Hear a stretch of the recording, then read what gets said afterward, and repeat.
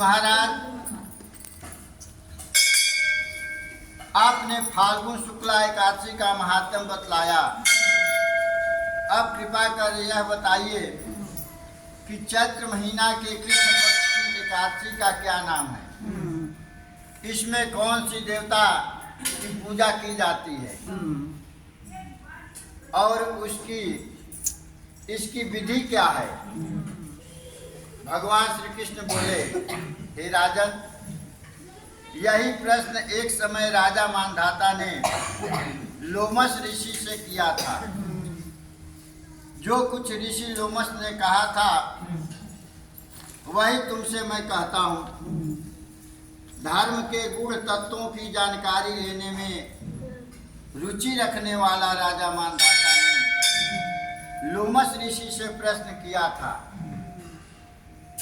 कि मनुष्य के पापों का मोचन कैसे संभव है?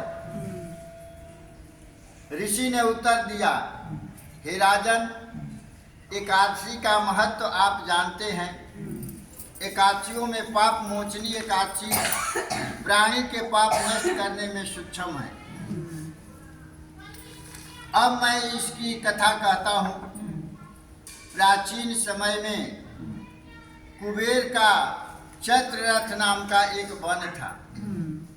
उसमें गंधर्वों की कन्याएं किन्नरों के साथ विहार करती थी। वहाँ अनेक प्रकार के पुष्प खिले रहते थे। उसी वन में अनेक ऋषि तपस्या करते थे। वहीं पास में ही मेधावी नाम के एक ऋषि भी तपस्या में संलग्न थे। वे शिव के भक्त थे। ऋषि की तपस्या से प्रभावित होकर मंजूघोषा नामक अप्सरा जो थी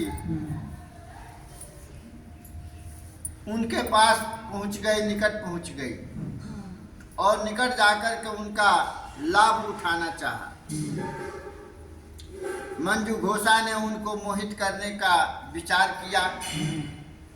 ऋषि के भय के मारे समीप तो नहीं गई, पर दूर बैठकर वीणा बजाने लगी और मधुर गीत गाने लगी। ऋषि की रुचि मंजूघोषा के वीणा वादन और गायन में बढ़ गया। उनका ध्यान जो था वह गायन विद्या में चला गया। मेधावी ऋषि युवा और स्वस्थ शरीर थे। ब्रह्म तेज से युक्त ऐसे सुंदर ऋषि को देखकर ही तो मंजूघोषा ऋषि पर मुग्ध हो गई थी। नृत्य कला हाव भाव दिखाकर उसने ऋषि को रिझा लिया। फलस्वरूप ऋषि मंजूघोषा के साथ रमण करने लगे। वे मंजूघोषा से इतने प्रभावित हुए कि सारा त्याग और तप भूल गए। उन्हें दिन रात का कोई भान नहीं रहा। भान मतलब याद नहीं रहा। काफी समय बीतने पर मंजूघोषा ने कहा कि आपके पास मुझे अनेक दिन बीत गए, अब मुझे जाने की आज्ञा दीजिए। मुनि ने कहा, आज इसी संध्या को तो आई हो, प्रातः काल होने पर चली जाना। अप्सरा ने कहा, महाराज, मुझे यहाँ आए कई वर्ष बीत गए। यह उत्तर सुनकर मुनि को समय का भान हुआ। यह जानने पर कि अप्सरा के साथ रमण करते हुए उन्हें 57 वर्ष बीत गए। मुनि ठग्गे से रह गया, चुपचाप। अब तो अप्सरा मुनि को काल के समान लगने लगी। जिसे इतना प्रेम करते थे वह अप्सरा जो थी अब सबसे बड़ा दुश्मन लगने लगी। अत्यंत क्रोधित होकर मुनि कहने लगे, मेरी कठिन तपस्या को तूने नष्ट कर दिया। तू महापापनी और दुराचारिणी है। मेरे श्राप से पिशाचनी हो जा। मंजू घोषा को श्राप दे दिए। मुनि के श्राप से मंजू घोषा तत्क्षण पिशाचिनी हो गई और भयभीत होकर मुनि से प्रार्थना करने लगी कि महाराज, इस श्राप का किस प्रकार निवारण होगा? गलती तो दोनों से हुआ, लेकिन सजा एक के लिए मिला। इसका निवारण कैसे होगा वह भी बता दीजिए। अप्सरा के ऐसे 3 वचन सुनकर मुनि बोले, हे भद्र, यद्यपि तूने मेरा बहुत अनिष्ट किया है, परंतु फिर भी मैं तुझे श्राप से छूटने का उपाय बताता हूँ। चैत्र महीना के कृष्ण पक्ष की एकादशी पाप मोचनी कहलाती है। यह सब प्रकार के पापों का नाश करने वाली है। बालक काल, जवानी, बुढ़ापा, संध्या, दिन, रात्रि, ये सभी प्रकार के जो पाप है, इसके लिए पाप मोचनी एकादशी कही गई है।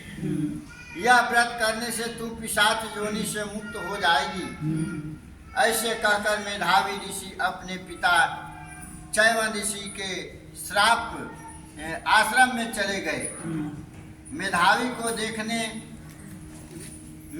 को देखकर चैवन ऋषि कहने लगे, अरे पुत्र, तुमने ऐसा क्या किया जिससे तुम्हारा सारा तेज क्षीण हो गया, नष्ट हो गया?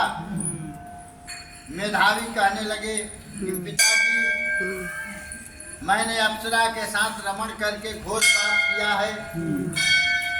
अब आप इस पाप से छूटने का प्रायश्चित मुझे बतलाइए। तब चैवन ऋषि बोले, हे पुत्र, चैत्र महीना के कृष्ण पक्ष की पाप मोचनी एकादशी का व्रत करने से सब पापों का नाश हो जाता है। पिता की आज्ञा पाकर मेधावी ऋषि ने भी इस व्रत को किया। लोमस ऋषि कहने लगे कि हे राजन, पाप मोचनी एकादशी के व्रत करने से पाप नष्ट हो जाते हैं। इस कथा को पढ़ने और सुनने से अनंत फल की प्राप्ति होती है। देहजन्य आकर्षण ज्यादा समय नहीं रहता है। किसी का आकर्षण और ये देह मतलब शरीर, ये ज्यादा समय तक नहीं टिकता है। इसलिए मुनि मेधावी की ओर चाव से बढ़ी अप्सरा, जिसका नाम मंजू घोषा था, अतः अंततः मुनि को छोड़ने को तैयार हुई। तब संकल्प त्याग जैसा पाप भी विष्णु भगवान के पूजन से मिट जाता है। तब को छोड़ देना है। जिस चीज को हम करने जा रहे हैं, पूजा पाठ, चाहे ये व्रत बीच में छोड़ दो, ये इसका भी पाप लगता है। तो पहले शुरू मत करो, और नहीं तो करो तो उसको पूरा करो। कह रहे हैं तप और संकल्प भी नहीं तोड़ा जाता है। ये जैसे ही ये सब पाप लग जाता है, इस पाप से निवारण के लिए यही एक शास्त्र में उपाय बताया है कि पाप मोचनी एकादशी जो है, इसका विधि पूर्वक जो शास्त्र सम्मत बात है, वो वैसे करने से सभी प्रकार के पापों का शमन होता है, दमन होता है। बोलो वृंदावन बिहारी लाल की जय, राधे कृष्ण भगवान की जय।